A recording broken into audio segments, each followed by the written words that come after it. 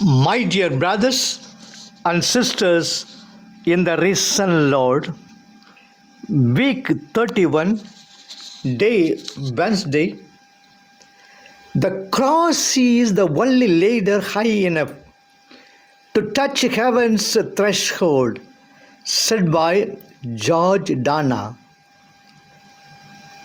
Garibaldi, 1807 to 1882, was an Italian patriot and guerrilla leader.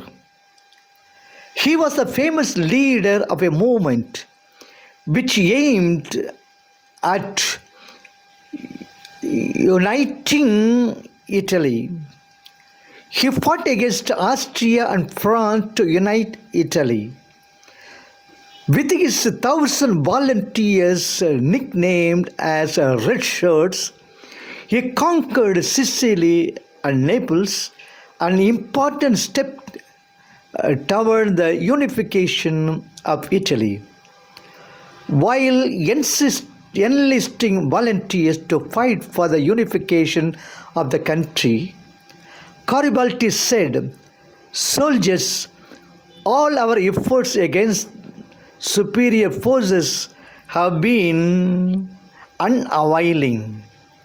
I have nothing to offer you but hunger and thirst, hardship and death. But I call on all who love his country to join with me." Like Jesus, Garibaldi too was sincere in presenting difficulties and deprivation before his followers. Like Jesus, Garibaldi enlisted his disciples not with the false promises, but with the toil, sweat, and blood. In today's gospel, Jesus turned toward the multitude that zealously followed him and laid before them the terms of discipleship before they undertook the profession of it. Let's note 1. The disciples must be ready to quit all affections. The one who desire to follow Christ must be ready to forsake even their close relatives for the sake of Christ. No affections must be rated above Christ and Christian duties. Christ must be loved above all others, including one's father or mother or wife or children. When a call is given by Christ to follow him, we must quit all affections and follow him. Abraham left his own country and went and settled down in the land of Canaan. Moses left the court of Pharaoh to espouse the cause of the enslaved Israelites. When a conflict arises between the love of Christ and love of our relatives, we must choose to part with the human company and seek God's favor. 2. The disciples must love Christ more than their lives.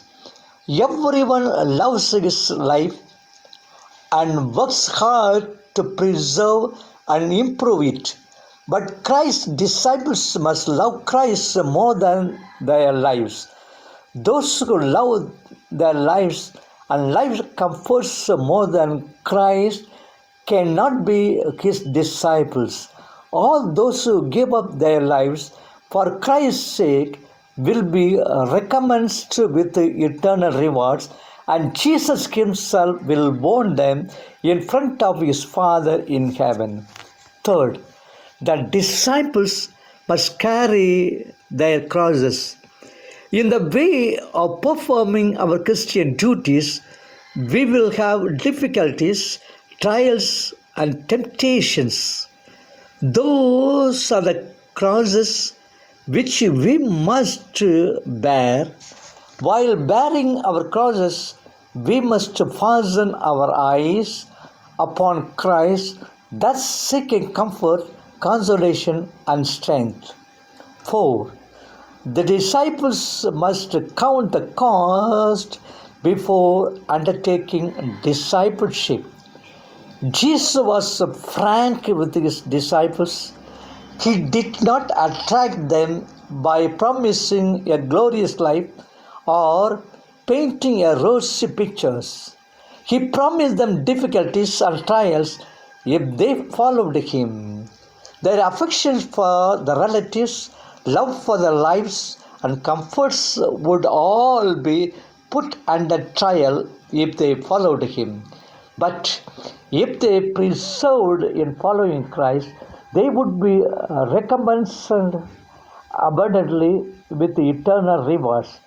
Jesus illustrated the need to count the cost of discipleship with two similitudes. A disciple of Christ must be like the man who first counted the cost before building a tower, or like the king who, before waging the war, counted if he could win the war with a lesser number of soldiers. After counting the cost, if we decide to follow Christ, we must not look back.